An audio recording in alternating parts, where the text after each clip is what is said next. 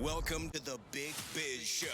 Taking care of business. You want fast-talking, hard-hitting discussions on business and finance? Maybe with a barroom slant and some really salty peanuts? We're not counting calories. We're counting cash. Before we get to the man with the financial plan, meet the money team. Costa, Mary, and Greg.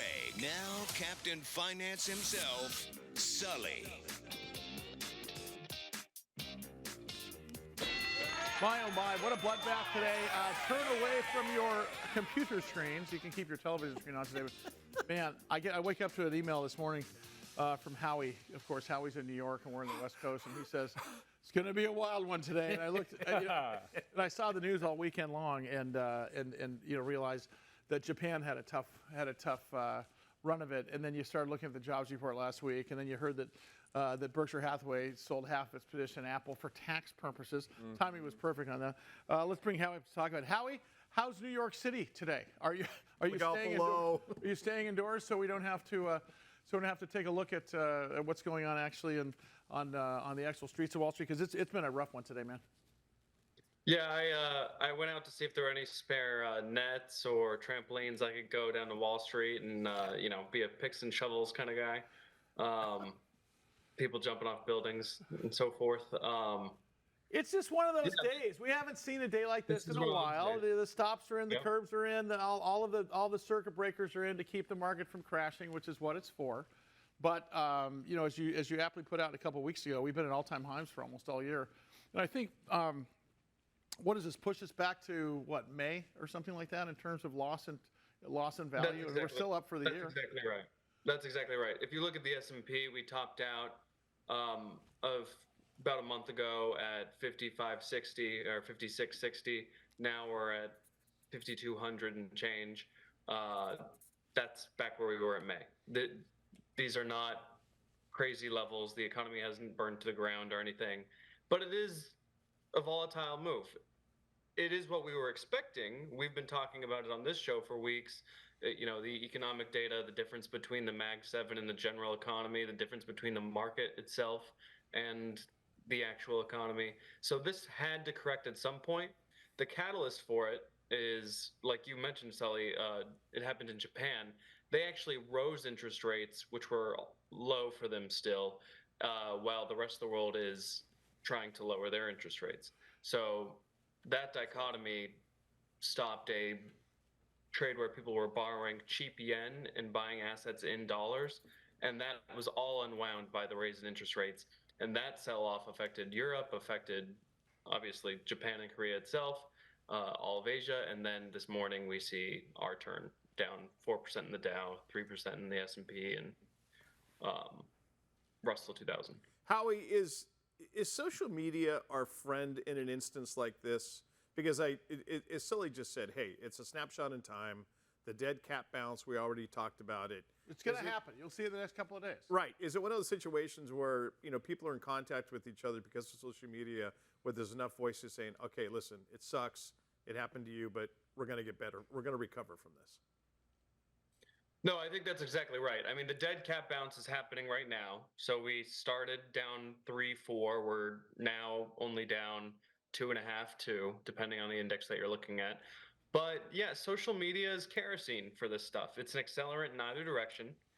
When you have huge run-ups during COVID and people have money burning a hole in their pockets, yes, you're going to buy GameStop, you're going to buy whatever that guy on the internet told you to, and you're going to see these meme stocks burst. And then when you have a big sell-off, you have a general panic because people want to hold cash and they don't want to lose anymore.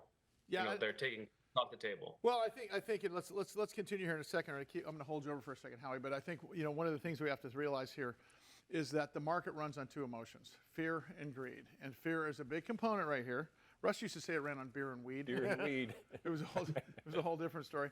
But the long story short is we got to talk about why fear is a component, because no one wants to be the last to sell, as Howie always says. I'm going to let him explain that here in just a second. Big Biz Show, bigbizshow.com. Well, coming up, look away. Don't even look at your 401k today. There's no use even putting yourself out. That's right.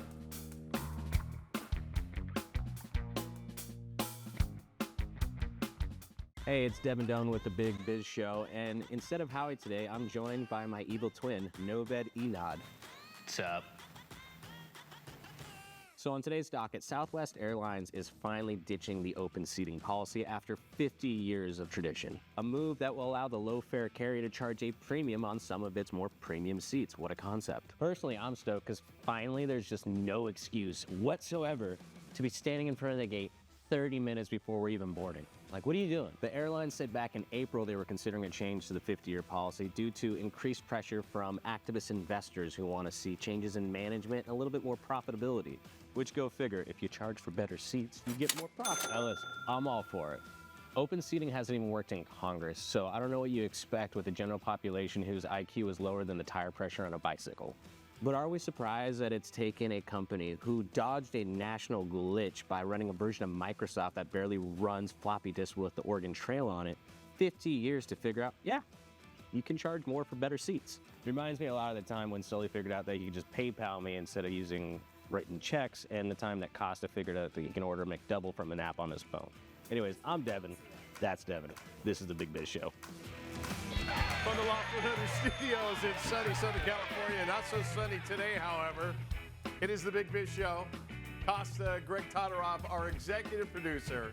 That wonderful smile on his face. Of course, the man behind the bar, Sully. Devin Doan. Did he just take a shot at me? No. No, okay. I thought I heard something. No. Never mind. Oh. He lived. What do you guys? How do you feel about that? I'm looking at my Southwest app, see if anything's changed there. Nothing's changed yet. How do you feel about that? I like that idea. I don't like the AB because I'm the guy who 24 hours ahead of time. Yeah. Will check in. Oh, totally. I'm trying to get the A1. Yeah, right. I've had A1 a couple times. Did you really? Yeah, I had aisle 17. And then what's so? Why do you of have course. aisle 17? The exit row, right? Why do you get the exit row in Southwest? Oh, of course. Because the one seat's missing. That's right. Right, so you sit in the Extra room. leg room. You sit in the center seat, and there's no seat to your right. Yep. You get all kinds of room. It's fantastic. I love it. Although I do love the people flying to line up in front of the numbers to get on a plane and sit there then for the next half hour while they go through all the rigmarole and the oxygen mask stuff. So Jared Coleman, our Emmy Award-winning director, had a baby just so he didn't have to wait in line anymore. Oh yeah, that's right. what a racket that is. Come on. Why not just get one of those movie babies that look real? Just bundle them up. Exactly. Just get on, Yeah. Because you'd look like a kidnapper if you got on a plane like that. I would, yes. I wonder if that's done anything to Southwest stock symbol LUV. Howie, have you looked at LUV, the stock symbol, recently, to see if the Southwest has gone up because of that? Is Howie even still there? There he is. No, I'm definitely here. It sounds like a smart thesis. You have the rest of the industry doing something. They have one practice. I don't understand what was the idea behind that in the first place. Was it Cost savings? I don't know. Was it? I mean, it couldn't be convenience. Say again. Chaos, it sounds like to me. I mean, when you have a place that's got to be so tightly regulated, every other step of your travel journey is kind of mandated how it's going to go. This is the line you stand in, this is your gate, et cetera, et cetera. Then you're going to introduce this competitive piece to it at the very end. Yeah. It seems like, fodder for Instagram fight videos. Well, the thing for me is let's say you're holding B32, and the guy at B36 was in front of you. Oh my God. I was never going to say a word, yeah, but there are people that are. Oh, what's your number? Yeah, like. Oh, I'm technically ahead of you. And then your bags don't match where you're sitting. Especially if it's like A6 or 7. Like, who the hell cares? Right. At that I know, point? you're getting. There's 6 people on the Thank plane. you. Yeah.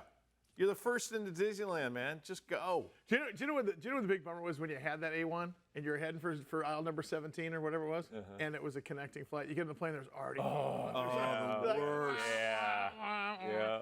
Remember when they used to hand out the little plastic placards yeah. that said, B37? Oh yeah. You're like, hey, hello. Yeah. Yeah. And then You'd they wear it as started. a tie. You'd wear it as a tie. So That, people like, that wasn't a ticket full of germs, was it? Some would have chew marks on it, and you're just like, God, please. Are you Howie travels a lot? In fact, Howie's even coming out here, I think, for next week. He'll be on the air with us in studio. For Awesome. A second. Are you when you choose your seat? Let's say whether you're first class or you're coach or business class or whatever. Yeah. Are you aisle person or a window person? I am a window person because I am tired of sitting in the your aisle seat and Well, because you got shoulders. Yeah, either the cart or someone coming up to go to the bathroom. I love when somebody getting on a plane with a backpack. Backpack that's this thick. Thank you. God. Boom. Oh my God. Right. And, or the minion in Coach who are coming up to use my first class bathroom. Don't they see that little net hold across? I mean, stay away. So do you fly up in the leathers, Mike? I do. You like to fly up in the leathers? I have told my wife. So you save money to where we won't travel unless I can fly in front of. 1,000%. I have the same philosophy around concerts. I don't go to a lot of concerts. No, I before I love was in it. the business, I'd go to like 2 concerts a year if I could be in the front row. I tell my wife, 10, I'm going to go to 2. I don't want Christmas presents, birthday presents. I don't want this and this and But that. I want to fly up in the leathers. But please, when we fly, can we fly first class? And she adheres to it. So is there, is there there's a first class bathroom? Does it have accoutrements in there? Is there a guy in there going like this? Oh God, if they had the room for it to do, I think international first class it does. But I just love you're sitting there in your seat, you've already been served your mimosa, and you're just like, I had no idea. I had no idea. Yeah. Now, when you sit there, I mean, you've been on television and radio for many, many years. You recognize sitting in the front, sitting up top? I do, but I tell people a lot. I go, listen, this is me time. It's my family time. Let's just just keep going. Keep it going. I don't want to stop and hear about your life and how much you love me. Okay, I get enough. And by the way, can you take this empty mimosa glass?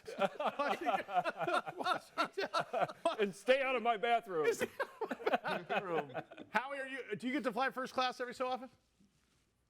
I'm actually picked up and brought to the plane. Oh, are you a cart guy? I happen to I wait until everyone's on. I don't want to maximize the time that I'm on the plane at all. I happen to be living with a global services passenger. Are you? You know what that means? Man. So global services means this. Means that You get to go to that suite beforehand. you right? get to go to the suite. Not just that's nice. Suite? Yeah, Suite? the PS suite. Yes. The PS suite that has you get carted, driven across the tarmac. Yep. Over to the side hustle. You know the little side thing that goes up? Oh yes. Oh yeah. Yeah. But it's only because, she basically flies for a living for work. But Right. You end up paying for it, but it is the best. but now Admirals Let clubs me, and let me go to the other side of the spectrum. I think it's Ryanair, but don't hold me to that. In the UK, they have a couple flights, across the English Channel and across over to Ireland, where they pitched for a while a standing section. Would you do that? like the whole flight? $10. Yeah, the whole flight. It's a short puddle jumper. 30 minutes, 35 minutes. I'll just stay. It's like a bus or a subway. You just hold the pole and Mike's like this. No, I'm fine. He's got his soda in his arm here. He's okay. He's got his arm wrapped around a pole. While he's eating his chicken. It works. Oh man. Well, but if they have like hub tables or something like that, it's like a bar. Have you ever been in a double deck plane where you walk upstairs? yeah. I never have. Remember What the is old 747s? What is that like? That lounge is stupid awesome. Really? You walk up, you stroll upstairs. Are there people sitting up there? Or is this a Yeah, it's big cocktail lounge. There's seats up there as well. A little spiral staircase going to the top. Really? No way. Yes. Were you sitting in coach and use that restroom? No. Like if you walk through the first class restroom and then go to the second deck restroom, what does that make you? The 747, the first time I flew on one, there's a lot of like red, purple, and beiges. Oh yeah, and there's a lot of I love the color. nice. I love the color palette of airlines. Yes. Because there's a lot of burgundy. A lot of burgundy. Exactly. I never understood. Even the new ones, and they're all, I think blue and gold are the latest with Starflex coming. Yeah. There's always, like on the side of an RV. Yeah. They have the same paint. They have the same Exactly. same paint job company they've had since 1965. Every RV in the country has got this. Mariah, or whatever the name of your RV is. Right. The Windward Ho. The Traveler. Yeah, it's either got a rust-colored swoosh with an orange swoosh or a brown swoosh with. Well, remember what American was the big stainless steel shiny. Yes. Oh yeah. Now they're that. They're Yeah, they're like it was like a big prison gray. It was like an Airstream trailer. Yeah. Right. Yeah. Right. Exactly. Remember? So, Howie, were you alive when PSA was flying, or TWA was flying, or Pan Am. Pan Am. Western Airlines.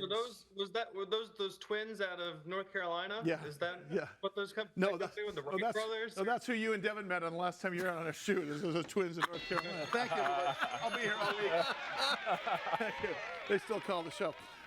Okay, so last of all, before you let you out of here, so there were seven companies we're not going to carry the market along. Are we going to see light at the end of the tunnel here this week?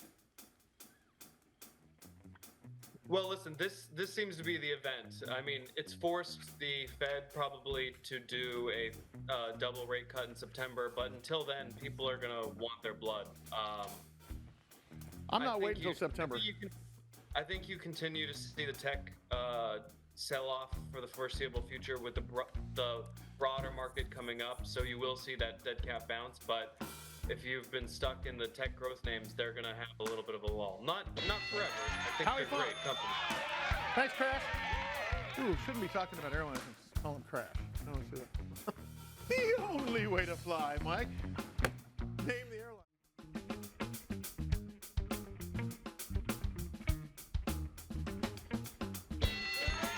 It is the Big Biz Show.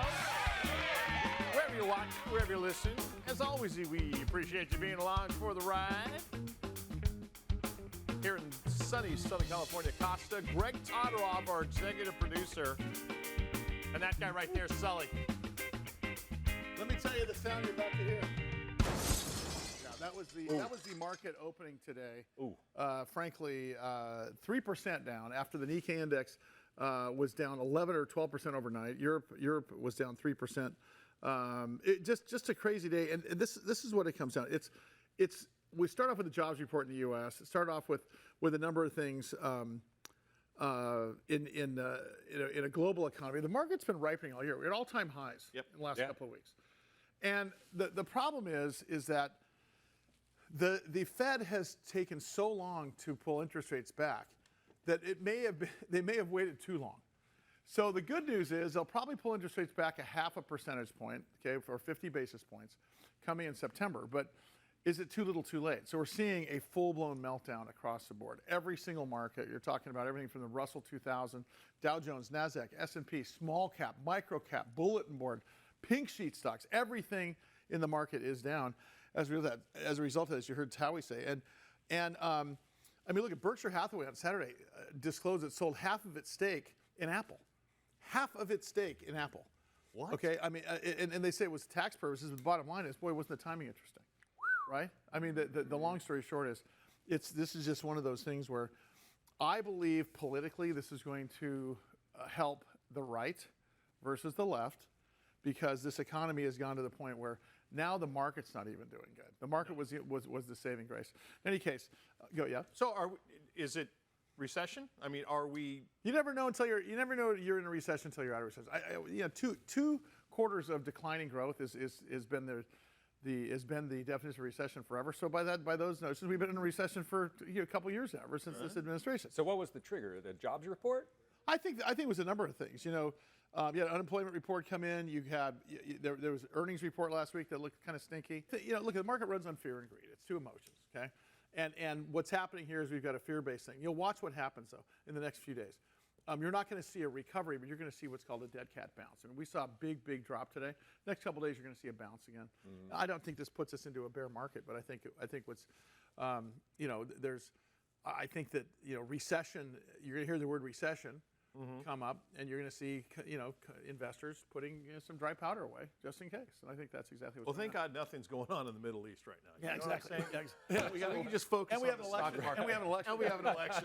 Hey, our good friend Christian Kanstrup, he is the CEO of a company called Evaxion. EVAX is their stock symbol. We've had Christian on a number of times. Really interesting company. We're going to be covering him on a regular basis.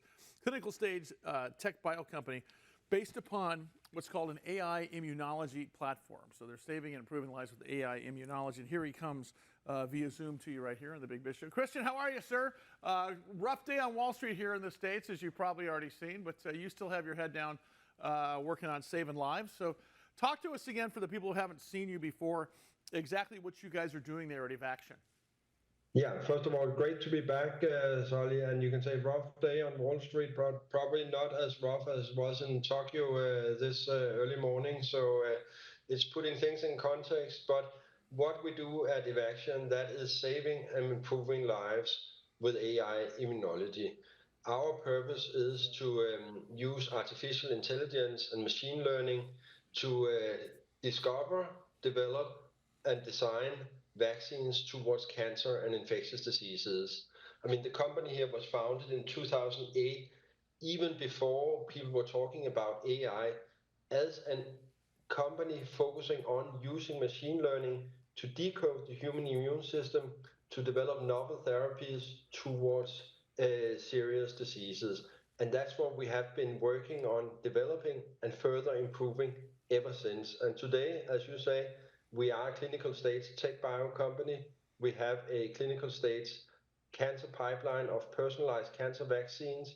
We have a preclinical pipeline of novel vaccines towards various infectious diseases with high unmet need and where no vaccines are available today. So working on saving and improving lives, utilizing our quite unique validated AI immunology platform. So that's in short what we're doing, Sully. Hey, Christian, my question for you is when you talk about machine learning and you talk about your development for metastatic melanoma, can you describe kind of how that works from start to finish? Yeah, I mean, what we have been working on is developing a highly sophisticated AI-based platform which, based upon a tumor sample for the individual patient, can identify exactly which are the elements that needs to go into a vaccine designed specifically for that patient. So you should look at it as we are utilizing the power of AI and big data to develop personalized vaccines specifically designed for the individual patient and thereby making them more effective. So that's the simple principle, taking the outset in the individual patient and developing a vaccine specifically designed for that patient. Christian Kanstrup is the CEO of Evaxion, their ticker symbol EVAX. Christian, using AI, does it allow you to, I guess, cut down on the man hours it would take, maybe allow you guys to research farther, go farther with what you want to do with immunology if you weren't using it? You can say the hope and also what we are working on proving is that we can do it cheaper, we can do it faster, and we can do it with lower risk. Of course, by utilizing AI, you can say that the development of a new vaccine, which if you use traditional methods, if you look at, for example, for a vaccine for infectious diseases, typically it takes 3 years to identify a vaccine target for infectious diseases. We can do that in just 24 hours. Wow. What our AI model also does is it ranks the output of the individual targets for the vaccines, and thereby we can select the ones that we expect to have the highest efficacy, and we can even discover targets you can't do with traditional approaches. So in essence, it's about being able to do it cheaper, faster, and with lower risk. And that's super important because even though traditional drug development have developed a lot, you can say we are not there yet where we can, by traditional methods, design and discover novel vaccines that are effective. So there's a significant unmet need, which we are aiming at addressing, utilizing AI, machine learning, and all the big amounts of biological data that's available today. Hey, Christian, real quickly, before we get out of here, I want to talk about the Merck collaboration real quick, but is that one of the biggest pieces that's happening in the next 12 months with you folks? Well, you can say we started collaborating with Merck on discovering and developing a novel vaccine for a infectious disease, a bacterial infectious disease. That is ongoing, and we are concluding on the first part of that during the second half of this year. What we also did see is that Merck joined us as shareholder and are our single biggest shareholder today. So I would say the combination of having Merck in as a shareholder and at the same time collaborating with them, that's of course an important thing for us. But we are also having 1 year phase 2 data coming out on our most advanced personalized cancer vaccine in metastatic melanoma here in the third quarter, which is also going to be super exciting. Christian, thank you so much, pal. We'll talk to you next week. Christian Kanstrup is his name. EVAX is the stock symbol, of course, name of the company, Evaxion, EVAXION. You can go to evaxion.biotech.com. More big biz coming up. Stand by.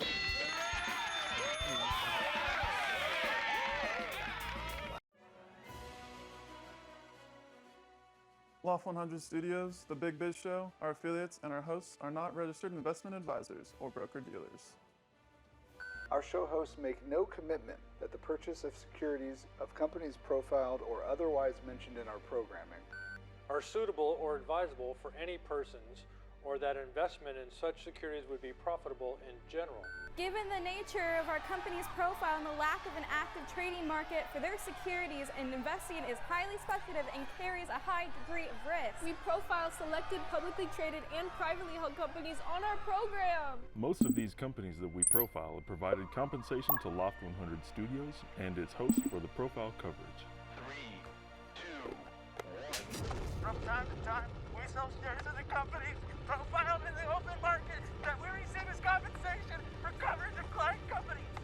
But never sell stock if we are speaking about, interviewing, or covering a public company who has paid compensation.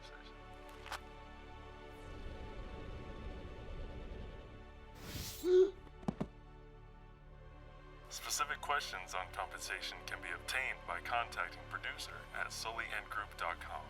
Listeners should verify all claims and do their own due diligence before investing in any securities mentioned on this program. Investing in securities is speculative and carries a high degree of risk. We encourage our investors to invest carefully. Duh. And read the investor information available on the website. On the Securities and Exchange Commission, SEC, at www.sec.gov. Or the Financial Industry Regulatory Authority, FINRA, at www.finra.org. In over 175 countries, in all the ships at sea, on the American Forces Network, it is the Big Biz Show. To our brave men and women of the United States Armed Forces, for what you do, we always salute you, Costa, Greg Todorov, and Sully. Look away today. Just look away. Your screen is bleeding. You have to. I mean, there's days like this. You know, market is topped out in so many different areas, and when you see, like when I'm looking at my my app online here, and you see just the glowing in red. Oh boy, it's literally bleeding. And you know the issue is this: is that it's based upon fundamentals. Markets having a meltdown today.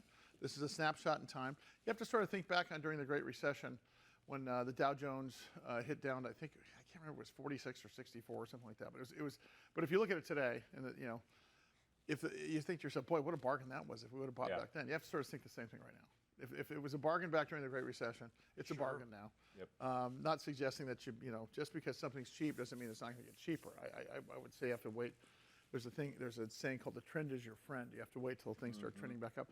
I think you're going to see a bounce here in the next couple of days because you can't just lose this much market value. You know, we opened 3% down today, and there's been stops and there's been curbs and so on and so forth, as Howie was talking about earlier in the program, and that's to sort of keep us all at bay here. But we've been at all-time highs all year. For perspective, today's down market puts us back where we were in May. Put it that way. Okay, so we lost a month and a half worth of gains. Okay, so far. Or actually, let's say two and a half months worth of gains. But bottom line is, you know, big tech had a comeback, and 7 companies were never going to carry the entire market forever, which they have, and that's what's going on. Biotech sector is getting their butts kicked, and everything else is kind of going along with it. So this is a snapshot in time. This is the day you don't look at your market. Don't look at your 401k today. Just look away for the day. Joe LaRosa, good friend of the show, founder and CEO of a company called LaRosa Holdings Corporation.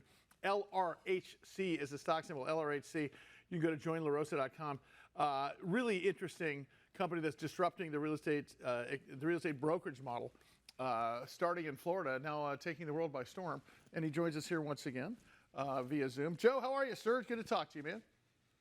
Hey, doing well. Appreciate you guys having me on. Hey, listen, talk about, give us an update, kind of what's gone on this year with you guys, because you guys have made some pretty significant changes, even since when we met you in the beginning, with respect to some good news coming out, subscriptions with respect to brokers signing up. Probably subscription is probably the wrong word, but people signing on with you. Talk about the entire picture for 2024 so far. Yeah, listen, 2024 has been a great year for us. You know, I know it's been a little bit of a kind of a slower market for a lot of other real estate folks, but in these down markets, the way our model is, we've actually been able to grow and be able to actually expand into multiple markets now. So we've actually had 11 acquisitions that we've actually done since our IPO closed back in October of last year. Our agent count is growing, so where most real estate companies are actually seeing a decrease in their agent count and decrease in volume. Our revenue numbers have been going up. Our agent count has been going up, in fact, in the month of June. And so far, July looks to be pretty much comparable to what June was. One of our best months in the history of La Rosa. It's because of the model that we have to offer, really offering agents an opportunity to really capture as much of their commission as possible. Hey, Joe, I want to talk about when you and I talk about the word disrupt, like we did when we first met, what you're doing to disrupt the real estate industry. Be specific about that for folks who haven't seen you, because we picked up some new affiliates and actually moving more internationally for Bloomberg EU coming up in the weeks to come. And I want people to understand exactly what you mean by disruptive and how it changes things. Yeah, so our main core business, again, is a real estate brokerage model. So we've always wanted to become the Netflix of real estate. So for many years, you know, these broker-centric models would basically take 30 to 40% of an agent's commission. So we didn't invent the idea of offering 100% to commission to agents. We actually found a way to disrupt it by adding a lot of value. So back in 2011, we had great success with that. In 2023, 2024, when we went public, we started then to introduce a revenue share model that has become very disruptive in today's real estate industry. So, you know, with the revenue share model and offering 100% commission, we really stand out as a tremendous value proposition and value offer to agents. And that's why even in a slower market where you're seeing less transactions closing, agents are wanting to find a way to keep more of their commission. So that's why we've been able to really become a disruptor in the real estate space, where again, most real estate companies are seeing a decline in total volume, a decline in agent count. We're actually seeing the exact opposite. Joe, we've never discussed this. What color blazer do your agents wear? Well, listen, I mean, you know, everyone's going to go off the leader, so it's very rarely that I'm actually wearing a blazer. So if we had to choose a color, I'd probably say blue. You took a wheel, and it sounds like for your new agents and agents that you had, you added a bunch more spokes to make them successful. Is that the way you can boil it down? Yeah, absolutely. You know, we wanted to really focus. You know, my father always taught me years ago, you want to have multiple streams of income coming in. So we wanted to create an opportunity for agents to really earn revenue 7 different ways. So we really focus on being able to educate our agents on how to, you know, grow a business within a business. And that's what we offer them here at La Rosa.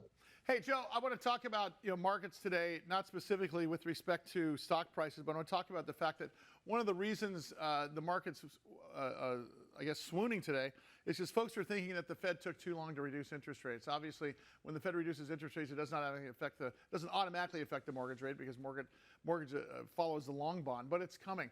In your opinion, because you're at the tip of the spear there, are we looking for better mortgage rates sooner than later now? Because everyone's talking about 50 basis points to 0.75 basis points in September. What does that mean for you, and what does that mean for your projections with respect to the national real estate market and mortgages? Yeah, great question and great point. I think there's a big wave coming. And so if you look at the last 30 to 45 days, you know, we've seen obviously a slight decrease in mortgage rates. You know, we're always going to follow the 10-year Treasury. And, you know, it's been below 4% now for the last couple of days, which is great news for us. I think as you continue to see that number drop, you're going to see mortgage rates drop. So, you know, once the Feds do cut rates, obviously that's going to have an impact. It's going to be a domino effect.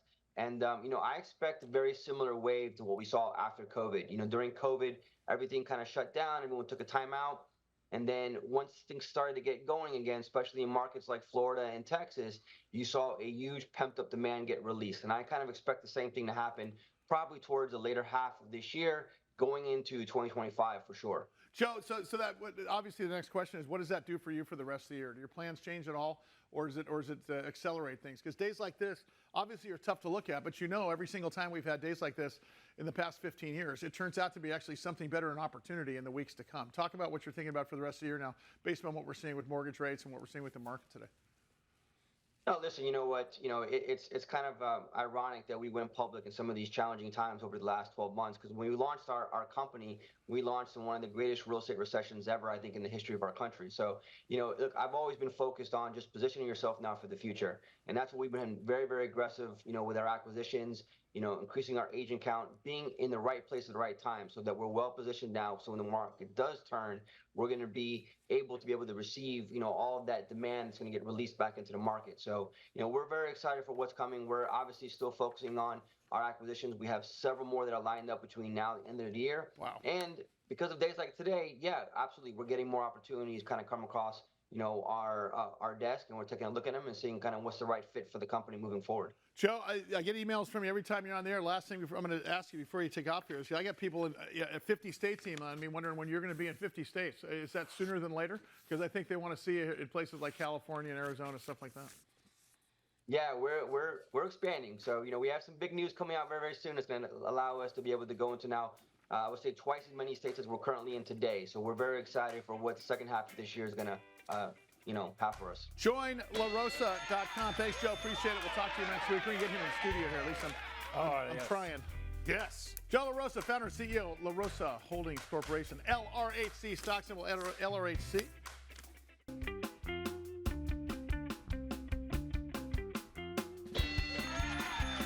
From the Loft 100 studios in beautiful Southern California, I call it the Large Financial Program. But it's known. Mike's other show. It's known nationally and internationally as the Big Biz Show. There you go. I'm Costa. That is our executive producer, Greg Todoroff. Of course, the man behind the bar driving the ship, Sully. Again, don't look at your 401k today. It's not that day to check out the market, because this is one of those days where you saw finally bad news in the economy affect all-time highs in the stock market. This is bound to happen. And of course, this is yet a snapshot in time. Even with today's carnage, and you're already seeing, we're not as bad as we were earlier this morning, but even with today's carnage, it only brings us back to about where we were in May. So we're still up for the year. So a long story short, just look away today. It's one of those days where you just don't want to be staring at. They take on many forms. Just well, look away. if you sell today, all you're doing is locking in your losses. Had you sold in the last 10 times over the last 12 years, every time the market looked bleak like today, and then bought back in when you thought it was safe, your return on investment would be about 7%. Had you left your money in, it'd be closer to 12%. So, long story short, today's not the day to look at the market. You went to Disneyland. Oh, I did. Yeah. Oh, man. Is Disneyland just smiling from ear to ear the whole time? Speaking of bad flights. It was only 1,000. Yeah, no flights of whiskey or tequila either. Right. Can I ask you, was it 1,000 degrees there? I mean, when it's 100 degrees in California, it's 110 in Disney. I think it was 1,001. Oh my gosh! I spent a week there one day. So yeah, exactly. Is there any self-sustainability there in terms of energy or anything like that? No. Because I was thinking Disneyland would be one of the first making their own energy or long-term energy storage for some of the rides and stuff. Any sign of that whatsoever? They just taking tickets and printing money. Not that I could tell, but I had sweat in my eyes. Yeah. And your fan wasn't. And hate in his heart. Yes. The important long duration energy storage is something we've been talking about with Eric Dresselhuys for quite a while now. Eric Dresselhuys, of course, CEO of ESS Inc. Their stock symbol GWAC. He joins us here on the Big Biz Show. I just heard, Eric, you and I were talking about this last time, that the global market predicted in the next 20 years for long-term or long-duration energy storage is $244 billion worldwide. That's a lot of money. That changes. It wasn't like that when you first got into the business. That changes. Now, does that change anything for you plan-wise, or this is no news for you, is it? Well, I don't think that it's news. In fact, that number seems a little low to me, so we'll have to work on that. I think that what is happening is that people around the world, governments, regulators, utilities, are now starting to do the math on what it's going to take to keep the system reliable, and this is a huge part of how we're going to get that done. We saw, and you brought this up also, even a California agency a few months ago granting, $30, $50 million grants for long-duration energy storage. It brings us up to about mandates in municipalities and such. Talk about the future of that, because obviously people's eyes are being opened about it, including bureaucracies. And I know the savings isn't immediate, but boy, if you look over the scope of a chart long term, it makes sense for more and more municipalities and more mandates to come your way. That can only breed good news for you. Give me a comment on that, would you? Yeah, well, I think it's already happening. We had one that we announced, I think it was 2 weeks ago, with one of our customers, the Sacramento Municipal Utility District, and SMUD is one of the really progressive agencies delivering energy and driving the energy transition, and they got a $10 million grant. We're seeing 10 to 20, $50 million grants in a few cases. People recognize that this is important, and you've got to do something to help kind of, juice the market in the early days to get the volume. And as you get the volumes up, the costs fall, and, then all the magic happens. Just like you saw in solar, wind, and frankly, most other markets non-related to energy that you've ever looked at. Now that was not the same as the Make More in America initiative, correct? That was a different release, correct? No, that's a different one. Yeah, so that's a $50 million. In fact, it's interesting. We're talking today. The folks from the EXIM Bank are on their way here, coming tomorrow, and we're doing a ribbon cutting on Wednesday, and that's a $50 million grant to us. To a loan, to a very low-cost loan to help us build out our manufacturing capability. And one of the things that's interesting about it is, because it's funded by XM, they're doing it because it's not just to help meet the U.S. domestic need for long-duration storage, but they've recognized that we're exporting about half of our products overseas. And that's, I think people just have forgotten that we used to do that a lot in America, build products and ship them all over the world. And so that's a big part of our story and a big part of our growth over the next few years. Keep in mind, Exim Bank is the export-import bank of the United States. That's a pretty big deal to even have that kind of credibility sort of lauded upon you guys in the form of $50 million. Eric, is the ultimate goal, like you mentioned, what was going on with SMUD, that it's word of mouth and everybody else sees it, and then the dominoes just start to fall automatically? Yeah, that's a big part of it. Listen, most markets, and certainly energy, is amongst the most conservative markets out there. And so people are, everybody's from Missouri, right? Show me, I want to see it out there. Yeah. I want to see it working. And so the more we get out there, the more people see this work. We've got a ribbon cutting, or we did a ribbon cutting with our friends at Burbank Water and Power, just up the road from you guys. And now they're hosting a follow-on event because they're really eager to show it off. So it's this really interesting dynamic when you're working in new technology that once people get it and they see how it works and they see the value it creates, they kind of want to tell all their friends. Hey, Eric, we brushed upon it a few weeks back when we talked to you about the Smarter E-Innovative award you guys got. Can you talk about that? Because I got a couple emails about that saying that we didn't spend enough time on it. That's a pretty big deal as well. Talk about, because you guys are, talk about exponential growth in terms of what you guys are accomplishing compared to when we were talking to you last year. Talk about the E-Innovation Award that you guys picked up just a few months ago. Yeah, this is the E in this case is Europe, and so we. It's great. We're starting to get more and more recognition here in the U.S., but it's great to get recognition around the world. And we have a number of projects in Europe. And so this was one of 3 technologies and the only one in energy storage recognized as being kind of the game changers for making the energy transition in Europe happen. And it's been great for us. These awards like that get everybody back at their office going, wait a minute, who are those guys? And the phone's ringing off the hook. Your strategic goals for the beginning of the year, you guys have set out to accomplish a number of things which you have. Anything changing for the rest of the year that you can share with us as the CEO of a public company? Yeah, well, that's the condition. No, what we've shared with everybody is that we were growing more modestly in the first half of the year as we were getting some of our manufacturing capabilities ramped and getting some of our cost down initiatives implemented. So in the back half of the year, we'll keep doing more. We expect to grow quite a bit, and we've been very public about that. And then as we hit into 25, it just really becomes, we kind of cross over the point from a profitability perspective where we can hit the gas pedal. Hey, Eric, I know you just landed. I know you're busy today with a million things. Thanks for taking the time with us. We'll talk to you next week. Eric Dresselhuys, GWH is that stock symbol, S Inc. Busy guy, and I'll tell you, I love to see that they're doing more and more than they even anticipated doing. Well, if he's in Burbank, I mean, Anaheim is... Well, I'm saying, if they did a ribbon company in Burbank.